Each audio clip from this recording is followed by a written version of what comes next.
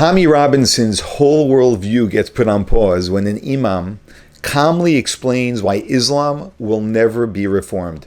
Not in this generation and not in the next. What comes next might be the most brutally honest conversation about religion you'll hear all year. So right now as an imam, what are you fighting for? Reformation of Islam? I say reformation of Islam, but in reality I know very well there will never be a reformation. You know very well there'll never be a reformation. There will never be a reformation of Islam. I'm glad you said that. But we will need to pave the way for a potential reformation in a few centuries' time.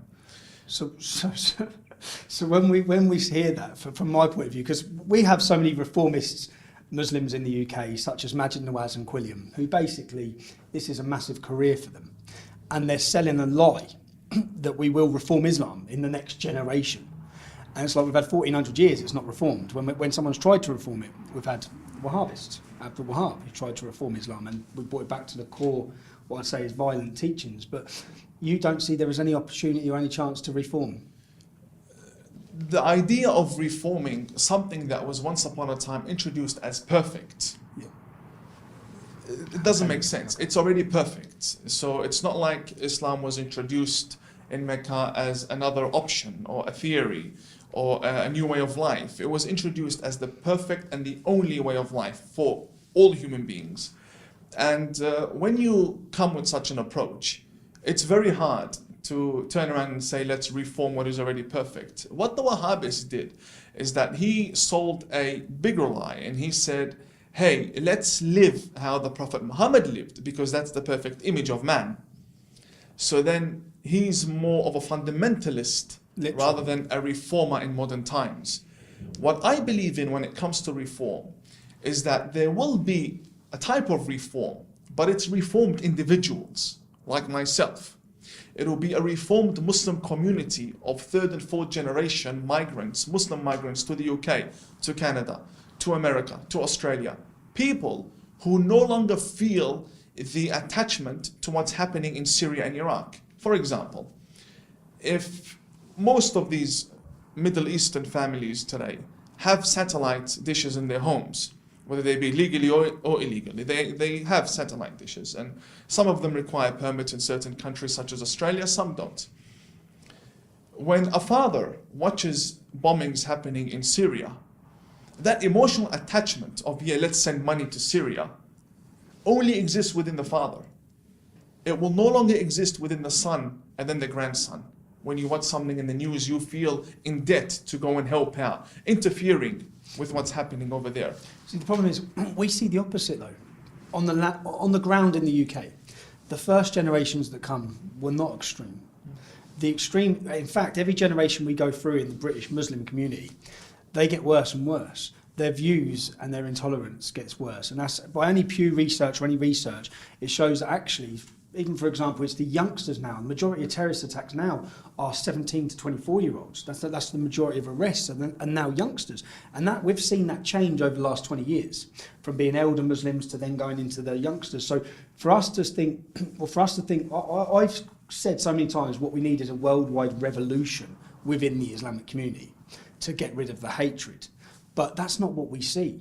So, you know, say I'm an Englishman, and should I sit here, or should our country sit here and gamble on the chance? What do you think the realistic opportunity is for there to be a revolution, or for there to be a mass uprising from Muslim youth who are going to throw away their detachment to this extremism? It will never happen. It will never happen. So as an Englishman, see, this is why I say we have to stop Islam.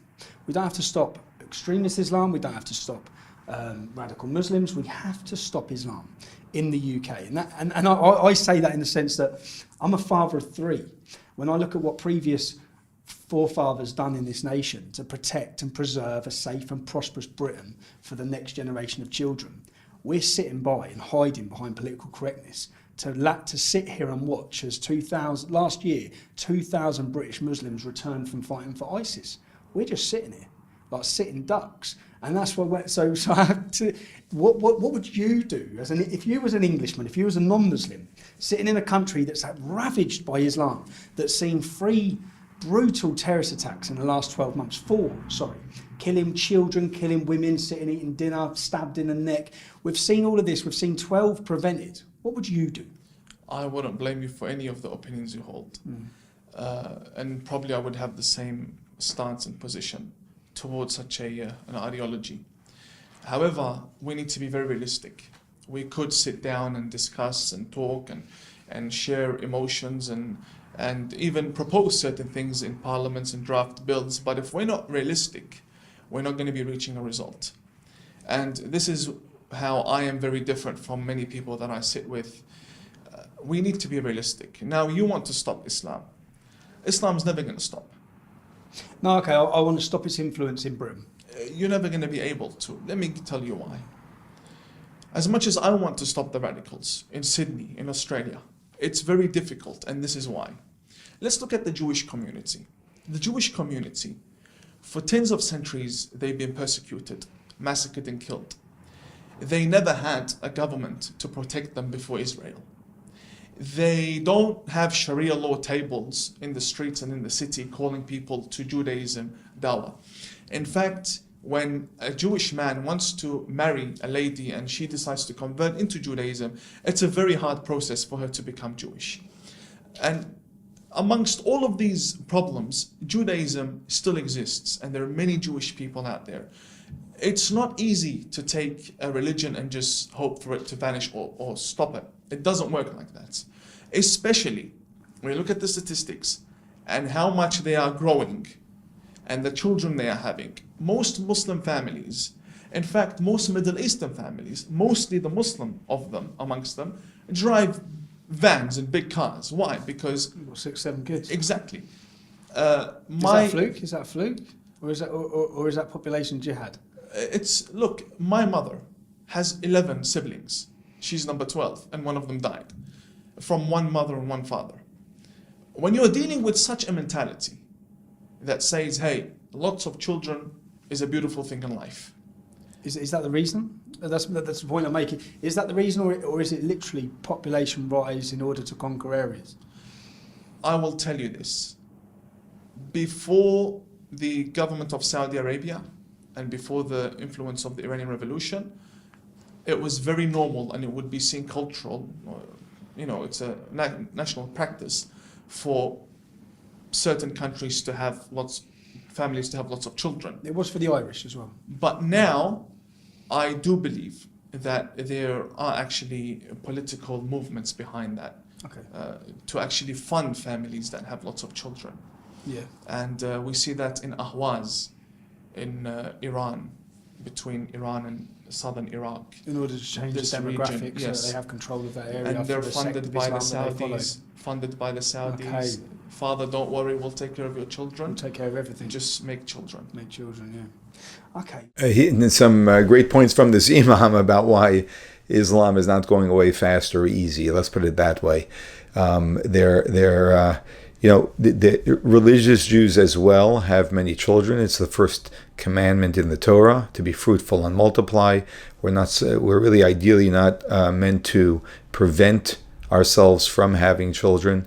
And of course, the difference is enormous. And the difference is, what do these two religions stand for?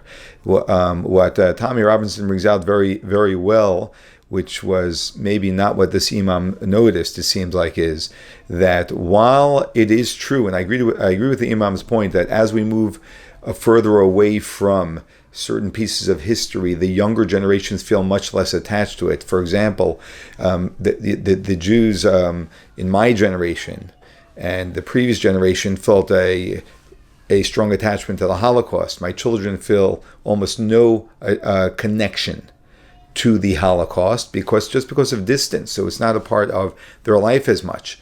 At the same time, the younger generation by the Muslims are the source of the jihadists, of the most aggressive and violent people.